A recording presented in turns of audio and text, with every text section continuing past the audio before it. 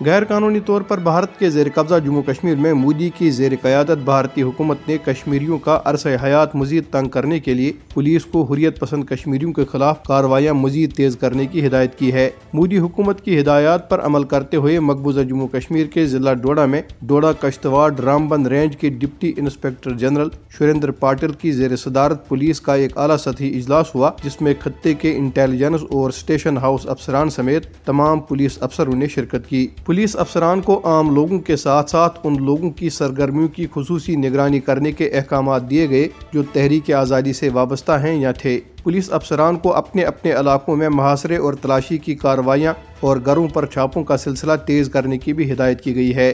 کل جماعتی حریت کانفرنس کے ترجمان ایڈوکیٹ عبدالرشید منہاس نے سری نگر میں ایک بیان میں کہا کہ بھارت سے آزادی ہر کشمیری کا خواب ہے اور کشمیری عوام تمام تر مشکلات کے باوجود اپنے مقدس مقصد کے حصول تک جدوجہد جاری رکھنے کے لیے پرعزم ہیں۔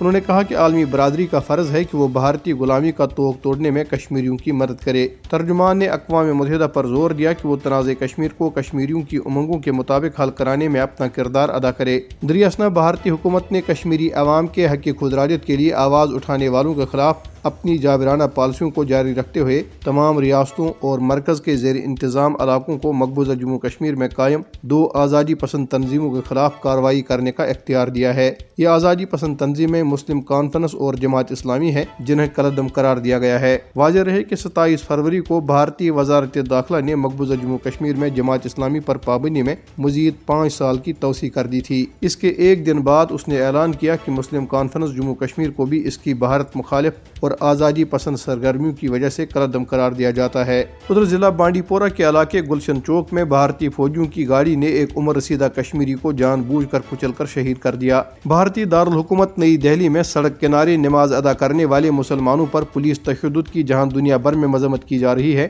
وہیں بی جے پی کے انتہا پسند رہنما پولیس کی حمایت میں بھرپور بیان بازیاں کر رہے ہیں۔ بی جے پی رہنما راجہ سنگھ، جو نفرت انگیز بیان بازی کے لیے مشہور ہیں، نے سماجی رابطوں کی سائٹ ایکس پر لکھا کہ سڑک کنارے نماز ادا کرنا کون سی سمجھداری ہے؟ میں اس معاملے میں دلی پولیس کے ساتھ ہوں جس نے کچھ غلط نہیں کیا۔ یاد رہے کہ گزشتہ روز نئی دہلی کے علاقے اندر لوک میں پولیس نے سڑک کنارے نماز جمعہ ادا کرنے والے مسلمانوں کو بہیمانہ تشدد کا نشانہ بنایا تھا۔ اس واقعے کی ویڈیو سوشل میڈیا پر وائرل ہو گئی ہے۔